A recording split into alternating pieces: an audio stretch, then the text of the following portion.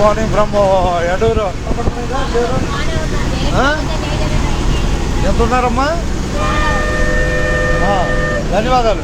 నువ్వు కూడా ఫాలోవర్ అయ్యావు కదా, సంతోషం. మీరు పేరు చెప్పండి. నారాయణరావు గారు. సొంతూరు ఊరండి? తెనాలి. ఆంధ్రప్రదేశ్ తెనాలి. మీ పేరమ్మా?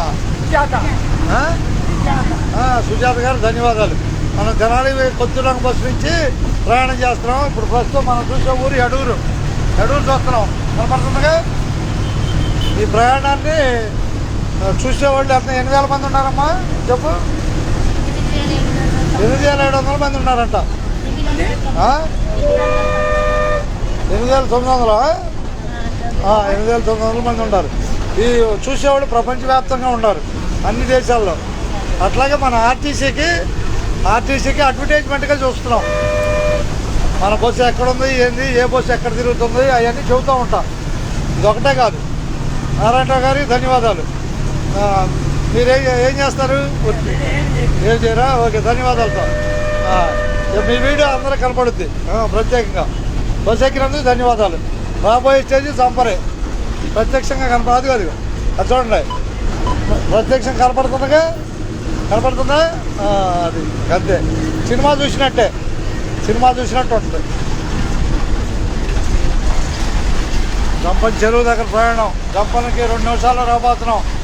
కొత్తూరు లంక బస్సు జంపన్కి 2 నిమిషాల్లో రాబోతున్నాం. ఎక్కేవాళ్ళకి సూచన, బస్సు ఎక్కేవాళ్ళకి.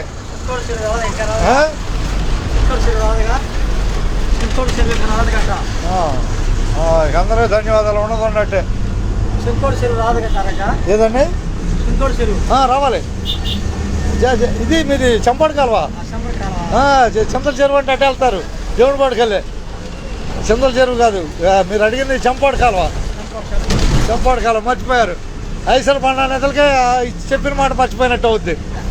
కాలువ దూకేదాకా గుర్తుందంట. కాలువ దాటంగానే ఐసర్ పండు అన్నాడు. అట్లాగే మీకు ఊరి పేరు మర్చిపోయారు. ఏం కాదులే, కామెడీ అయినా రియల్గా ఉండాలి మనం. అంతేకా. ధన్యవాదాలతో. అంతేనా? బాయ్. అంతేకా. ఐసర్ పన్ను అంటే కాలువ దూకేటప్పుడు ఐసర్ పన్ను అన్నాడంట. అట్లా ఇక ధన్యవాదాలు.